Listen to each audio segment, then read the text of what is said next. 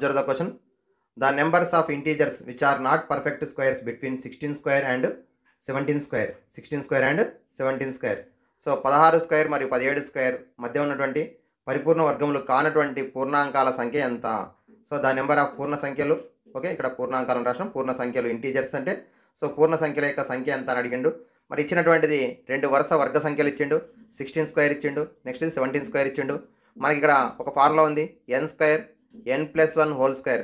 ఎన్ అనేది ఒక పూర్ణాంకము లేదా పూర్ణ సంఖ్య, n+1 అనేది ఒక పూర్ణ సంఖ్య, ధనపూర్ణ సంఖ్య. వాటి యొక్క వర్గాల మధ్యలో ఉన్నటువంటి వర్గ సంఖ్యలు కానటువంటివి, పర్ఫెక్ట్ స్క్వేర్ నెంబర్స్ కానటువంటి నెంబర్స్ ఎన్ని ఉంటాయంటే 2n.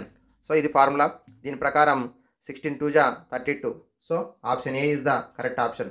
16 స్క్వేర్ మరియు 17 స్క్వేర్ల మధ్యలో పరిపూర్ణ వర్గములు కానటువంటి సంఖ్య 32 అవుతుంది. ఒకవేళ ఇదే క్వశ్చన్ ఈ రకంగా అడిగితే ఎలా చేయాలో చూద్దాం.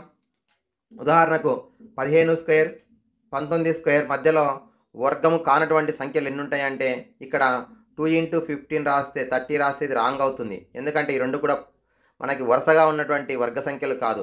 మరి ఇలా ఉన్నప్పుడు ఏ విధంగా సాల్వ్ చేయాలంటే 15 square 16 square 17 square 18 square 19 square ఇలా రాసుకోవాలి. ఈ రెండింటి మధ్యలో 15 2 30, ఈ రెండింటి మధ్యలో 32, ఇక్కడ 34, ఇక్కడ 36. సో ఈ మధ్యలో ఉన్నటువంటి వర్గ సంఖ్యలు కానటువంటి సంఖ్యలు ఇవి. ఇది 16 స్క్వేర్ వర్గ సంఖ్య, 17 స్క్వేర్ వర్గ సంఖ్య, 18 స్క్వేర్ వర్గ సంఖ్య, 19 స్క్వేర్ వర్గ సంఖ్య, 15 స్క్వేర్.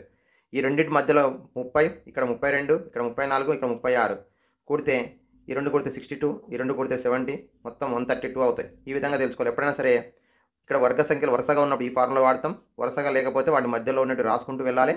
వాటి సమ్ చేసినట్టు వచ్చే నెంబర్ అవుతుంది. ఓకే, ఈ క్వశ్చన్ మాత్రం 32 answer, correct answer. Thank you.